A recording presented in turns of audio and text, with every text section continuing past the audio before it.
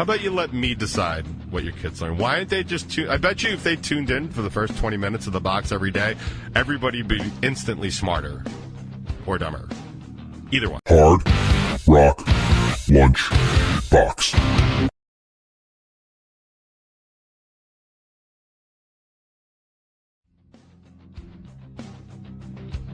Oh, man. What is up, everybody? Welcome to another Thursday edition of the Hard Rock Lunchbox. Not that there would be many other editions of it, although I have been known to do the occasional charity and radio-a-thon show.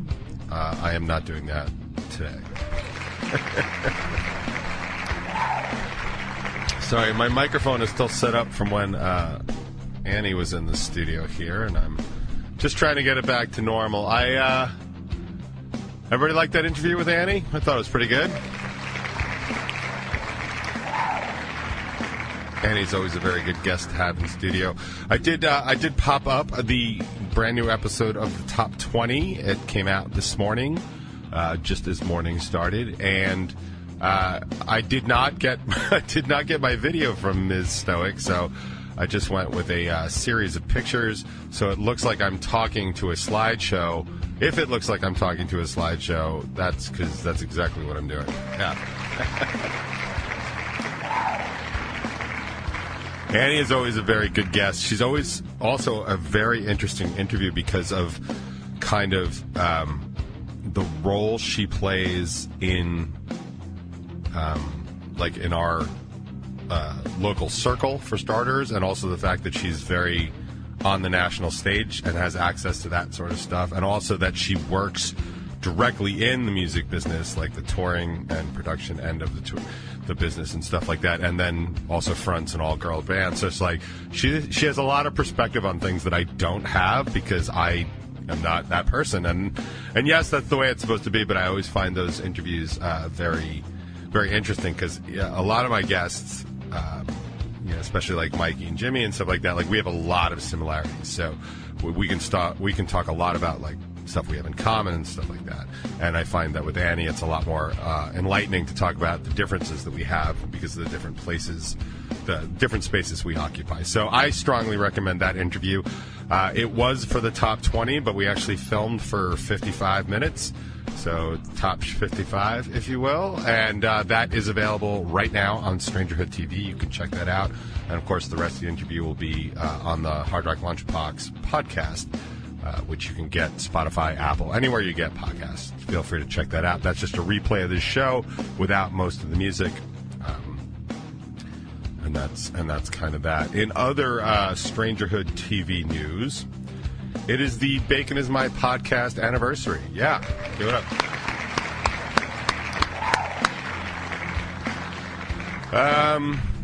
Yeah, man.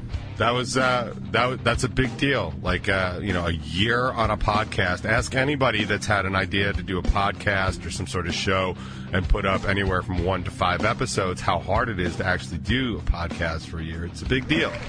It's a big deal. And I do, if you actually watch the beginning of it, which even if you don't watch all of it, I recommend you watch the beginning. Anybody likes a cool origin story. The way that just sort of formed into a podcast is very original and organic, and I thought it was interesting, especially as somebody that was part of the early pre-podcast stuff, just the kind of getting together and what it's like. Like, it's a lot of fun getting together with people that, like, you like to hang out with and stuff. It's not always the most productive, like, in terms of producing a final product, but it's productive in the way that it's conducive to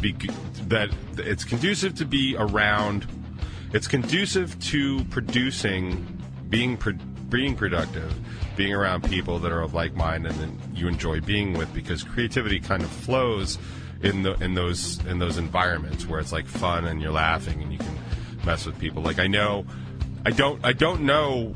I think I mentioned this on the box. I don't know what the shift in like the Revel 9 energy has been lately, but it's been a lot more fun to be at practice. I think it's because we actually have a path now. We have a direction. We're working on stuff in terms of shows, and like we're even talking about recording stuff again. Like all that stuff. Like when you're just sort of spiraling, just doing nothing and for no reason. Like there's not a lot of drive there, and I don't know. It tends to be a lot less fun, but it's been a lot more fun lately, and I think it's because you have like this sort of unified thing that you're trying to do. So when you're in an environment that's a lot more conducive to productivity, then I think it's a good thing. And they talk about like how there was just so much like BS like before we would actually do anything. And on the couple of times that I would head down to Mikey's studio to work on stuff, that's exactly what it was. You know, we would just be like shooting the shit for like an hour or so or whatever before we'd actually do anything, or in the middle of doing stuff, because that's kind of what friends do and stuff like that. And that's how that works out.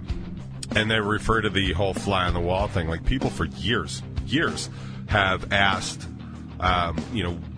or sort of like assumed what it's like to be a fly on the wall in some of the conversations that have gone on in, various groupings of kind of like the local sandbox. And I've said for years, like, it's not like the Freemasons. I mean, I'm just assuming. I don't know what the Freemasons do on Saturday, but like it's not something like that where it's just like, ritualistic and weird and stuff like that. I mean, like, sure, there's some of that, but like there's always the like, what's it like backstage? Like, what it's like backstage? Like pulling gear out of the van and putting it back in again afterwards. That's what it's like backstage. You know what I mean? The difference is like when you're friends with very talented people, you necessarily have very talented friends, and that is, I guess, different and special. I've been fortunate. I have very talented friends and stuff, and I've been friends with them for a while. So I probably take it for granted, but I also, that's just what I've come to kind of expect. We're doing those things, but a lot of other people have always wondered what that was. I used to get a lot of that on this show. Like when I first started, people were like, oh, I thought it was this, that, and the other thing. And I'd be like, nope, it's this, that, and that other thing. And they were like, oh, that's just kind of like what it is like for us. Like backstage is like way less fun than like in front of the stage. Like there's no pressure when you're hanging out. Like you can, get a drink or whatever and just chill out and have a good time. Like backstage is like, pressure and work. Like that's a big thing that like I've tried to explain to people over the years. Like as much as I love being on stage and doing all that stuff, like it's a job, and it's my job, and it's what I do for a living, and it's why I get so angry and so irritated very quickly when people not only don't take it as seriously as I do, but also disrespect the fact that I'm working. Like, you want to piss me off really fast, give me a hard time at a show, and I will absolutely hold that against you for the rest of ever, because I almost never go to somebody else's job and give them a hard time while they're trying to work. So I really get very offended when people do it to me. Plus, not to sound like a dick, I'm holding a job that most people can't even do. So why don't you just step off with your problems and your attitude, because I don't need it while I'm working. Save it for later. Put it in an email. Put in a comment card and send it all the way over to Monty at cravingstrange.net if you have any complaints about anything, and I'm sure it'll get to me eventually. But yeah, in true box form, I just took a story where I was talking about somebody else and made it about myself, so it's nice to see that I still have that ability. All right. But yes, I highly recommend the anniversary episode of Bacon is My Podcast. It's interesting to look back on it, and after a year, and like I said, like it's really not all that easy to do something for a year. Although once you get to a year, it's pretty easy to kind of keep going because you figured it out. So I would expect, as long as time and commitments allow, that Mike and Jim will probably keep on the Bacon is My Podcast train or wagon or whatever you want to call it. I know they just hooked up with some PR. They made the announcement the other day, so I expect the guests to get a little bit better. Certainly better than when I'm on. Hey, come on. And, maybe some new and interesting fun stuff and different sponsors. I have no idea actually what it means. I know I've been talking about getting PR for most of my life and have yet to do it, mainly because I'm just lazy, I guess. That's probably the best word, or just otherwise busy and all that other stuff. But, hey, still do this stupid show. That's right. I'm going to apologize in advance. I am not in my typical top 20 uniform. I have decided to go with my much warmer Nike hoodie because it's a little cold down here today. I am in the basement studios, and the temperature is not well regulated down here. It's kind of air conditioning based because of the computers and stuff like that, but it's a little chilly, so I am in shorts, but I'm also in a hoodie because apparently that's a look I'm going to go with. Do want to offer up a quick birthday announcement to both my bass player and my drummer. Happy birthday to you guys. Congratulations on getting another spin around the sun. Tony's birthday's on Halloween. Noodle's birthday was on Tuesday. And now that that's out of the way for a little while, we can just focus in on real stuff. I don't think I have much more. The 7 questions for, I didn't get a chance to watch it. The 7 questions for Big As My Podcast came out last night.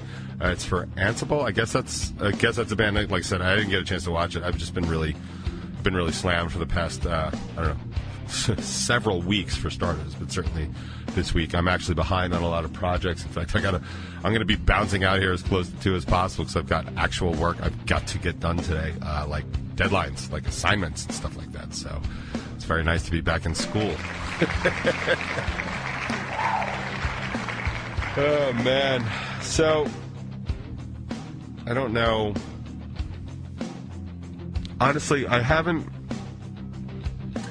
been following some of the political stuff because we did have just elections.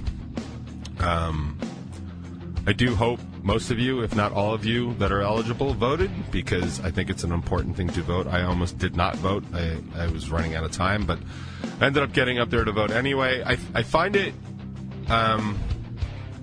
civically responsible and important to vote. I am a big proponent of having Election Day be a national holiday. It's that way in most developed countries. It is not that way in this country because the powers that be do not want you to vote. Like, it's that simple. Like, I've said it a million times. Like, anytime you are looking at a way to restrict voting, it's because the people that are trying to do that don't want you to vote. People in power generally do better the less people vote. And if you want to split along party lines, Republicans always do better than Democrats when less people vote. And that's pretty much what just happened. Democrats are inherently lazy when it comes to voting, especially when things are kind of lukewarm, unless there's something to really vote for, like when Obama ran. Like, that was something that people were like, oh, I got excited about it. Like, we should do that. Like, that's a very common Democratic thing. Republicans tend to vote against things. And this is not a slam at all. It's just it's a demographically sociological. These are knowable facts, and you can check them out. They tend to vote against things that look to sort of change their outcomes and stuff like that. So, but what was interesting about this last election, polling most places like in New Jersey and Virginia that had like overwhelmingly large Republican turnouts, the number one reason for coming out and voting on Tuesday was because the election was stolen from Trump. That's the number one reason.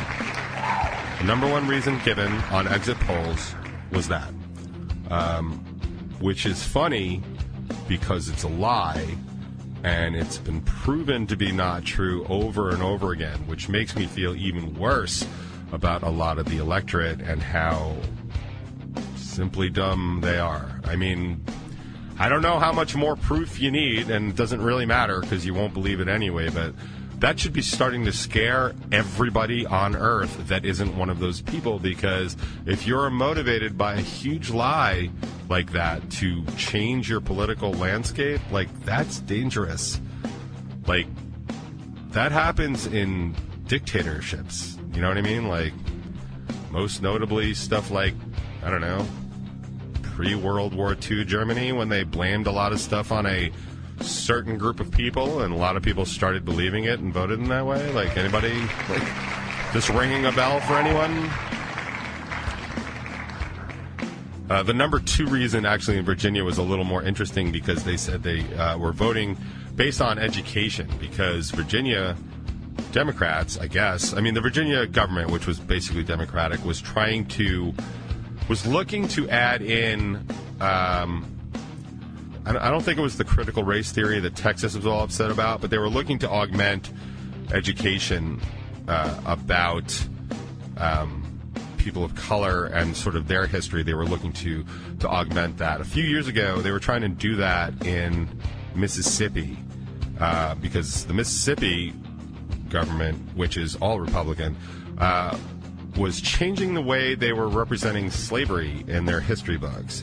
And to the point where they had history books changed to say that Mississippi did not secede from the Union because of slavery. They said, no, it was all this other stuff. It wasn't slavery. We were never we would have given it up. And when you actually go back and look at the documents, the actual document of secession in the first paragraph is absolutely, you cannot take our slaves. So it started like kind of a national movement, like what the hell are we actually teaching our kids? Because despite having a federal Department of Education, it generally defers to the states. The states really get to decide like what gets taught in their state schools. And it's a little interesting when you look at the states that don't talk about the way American Indians were relocated or the way slavery affected the South and the North, and they don't talk about like some of the really big stuff that kind of came up. Like they removed, so after the Civil War, there were a lot of predominantly black politicians from the South because they were freed. You know what I mean? Like by the Emancipation Proclamation freed those slaves, and there were a lot of black political leaders in the South. And actually, in some places, they were winning elections because, you know, people of color were now allowed to vote too, and that was kind of like a big deal. And obviously, you can imagine that Southern whites probably were not all that happy about it, especially now that they had elected officials. And there were several accounts of whites coming in and just wiping out populations of black Americans. Several. In fact, there's that one. Well, there's definitely a couple in like the Virginia and the Carolinas area. That was a big one. But there's that one, I want to say it's in Oklahoma or Nebraska. I really should look this up. I'll try and look it up during the show, and maybe I'll just send a link in the chat. But it's a fascinating thing how it was like this total town-wide genocide, and the town covered it up for like 100 years. Like that's in our country within the past 200 years. Like I find that fascinating. And what a lot of these Southern courses were teaching was that none of this stuff existed. And then the federal government was like, what? You can't just leave out stuff that's, you know, true or gloss over. And they were like, yeah, we can. That's why states have their own board of education. They decide like what it is they want to teach and stuff like that. Now, for most of the people that listen to me up in the Northeast, that's not really a problem because it hasn't really been an issue. Like, I mean, let me tell you, like the stuff I've been like learning with Charlotte, like watching different sources of history, will blow your mind. Like even Corey had said the other day, like he's like, I never learned any of this stuff in school. I never learned any of this stuff in school. She certainly didn't either.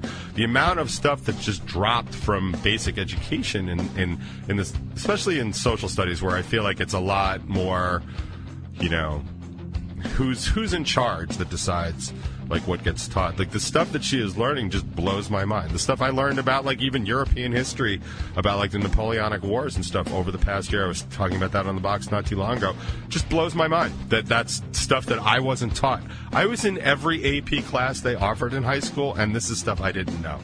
Like I can't even imagine what people in like remedial social studies are being taught. I mean, this is probably why people can't find like places like Florida on a map, or New York for that matter on a map. Like it just, you know, there's a whole lot of problems when it comes to education, like where, you know, there are people that are just not smart, like genetically not intelligent. And that's not my fault for pointing it out. It's your parents' fault for having you. Like, and I'm sorry if that sounds harsh, but like, again, not my problem.